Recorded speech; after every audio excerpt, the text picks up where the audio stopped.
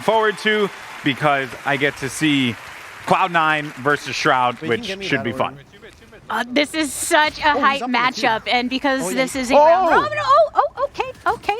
Take out Tenz right off the top. Timings is something that competitors are not that comfortable with. Yeah. But you have a few flashes to be able to get onto the site here. There's that ice orb to the slow orb, excuse me, to just create a disruption on site. Yeah, these sites can get extremely chaotic. Over on A, there's a lot of blockages of the sight lines unless you're on the higher grounds and maybe not seeing where things like boom bots can come through, but it is the pistol and attackers are able to effectively push past that choke in this point, maybe taking advantage of the fact that some of those timings are not quite muscle memory just yet. Yeah, Valorant is an awesome game, and I keep saying people are going to think I'm just like a Valorant apologist, but I really love this game. And what is so enjoyable about it is like once you start to learn how like the individual timings and how you're going to try and disrupt that with your abilities, you can do some really cool stuff. Kind of like what we're seeing right here. So actually, I stand corrected. The Sage has been a pretty smart pick. Hey, okay, well, I think Shroud kind of forgot that you can updraft and just stab you with a few blades right to your face. And then what make matters even worse is that Tenz is basically taken over B site here, and he has Bladestorm out on the ultimate high ground here, so they're going to be able to freely get this spike down. And this is where, once again, that familiar comes into play because now the defenders are forced into this retake scenario where between having Tenz here on the top of yellow and then Mitch looking for the rotation past the midfielder could be very detrimental to them. But Tenz, yeah, he gets a couple of those hits with the Blade Swarm and modigga picking one up as well with the Stinger. But there's a lot of blockage of the coverage right into the back of the head of Reyna. Iridium is knocked down. A 4K for Tenz in round 2 is going to give them the 2-0 lead.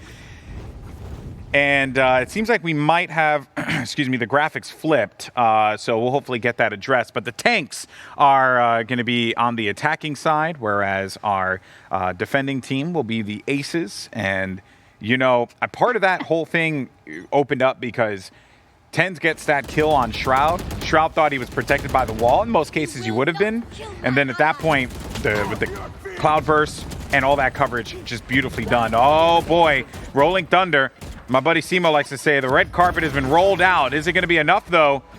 It seems like it won't be as Mitch gets the ace. Oh, I was talking about the red carpet, but we might as well roll it out there for Mitch. Oh, my word. He blasted it. He just he's so, look at that smug smile on his face. He's so satisfied with himself. That's a great feeling. Good face here at Twitch Rivals at Glitchcon. I'm a Mitch fanboy. I've been a Mitch fanboy since I was casting him in Ignition Series and Nerd Street Gamers events. This guy has been awesome to watch. In Pro Valorant. Now here in TwitchCon too. It's so cool. I mean, that's the nature of this Valorant team too, right? A lot of them being creators alongside their pro status.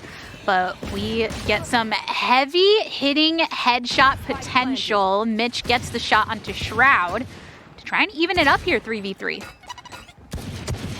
Sky is going to be able to secure the headshot there against Mitch, but Tenz is going to respond in turn, making this into a 2v2.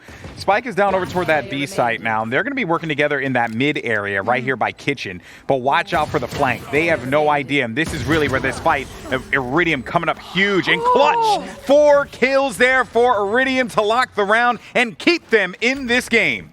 On B site, on this map, there's so many different angles to try and track whenever you're encroaching upon the middle to just go ahead and get that defuse. And didn't think somebody would be wrapping around here into Kitchen. And in that case, it was Iridium on the Reyna, ready to pull the trigger.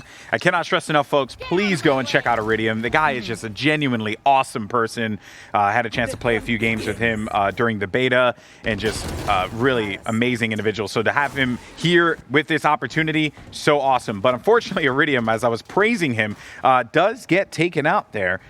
And that is going to be a bit of a heartbreaker. But what's great is that they took out the Reyna. So you don't have the dismiss, you don't have the over heal as well.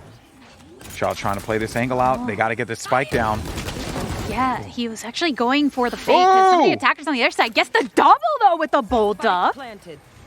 The God Aimer Shroud, and look at this. Spike gets planted toward the A site, and Shroud is just going to hightail it out of there. That's exactly what we were talking about before we jumped into the matches, La Tigris, how you could be making a play look like you're going toward B, but what you're actually doing is playing on the opposite side. And Shroud has a big opportunity here. Gets one shot. Can he get the headshot? He's got to get it, but he does not secure the kill. That's going to be a heartbreaker there. Looking for another one. Two players are going to be located in the outside. Gets one, but Tenz, it's going to come down now to Tenz being the savior for this team. Cloud burst is down. He's going to get it to around halfway. Pressure's on. 39 HP, 9, but Shroud clutches it versus Tenz, making it 2-3. What a huge pickup there for Shroud. Oh, overall, a wonderful round played by Shroud, because not only he was pulling the tension onto B by also doing the multiple fakes for the plant so that they would hopefully get a bit mixed up, and had two on standby on the A site that didn't even move into it until some kind of signal was had, right? And then getting that plant, and remember, he was the rotator. He was the one, so it boiled down to nothing being a bit of a playmaker there at the end, but oh no. This is not a good start here, as Tenz and Vice are going to pick up two quick kills. And we got a Phantom round, which I would give to C9 every time. And those are the kind of angles you have to be careful of on both sides. Directly getting that sight under the tunnel, you can often get a pick of somebody that's trying to apply that pressure over towards mid. But here, if you're on the attacking side, it is a 2v4 situation. And there's already two that are directly onto the A site, even an Omen that is actually quite advanced for if you try to come through on the lower ground with the cover even put into that choke point. Big kill there by Steel.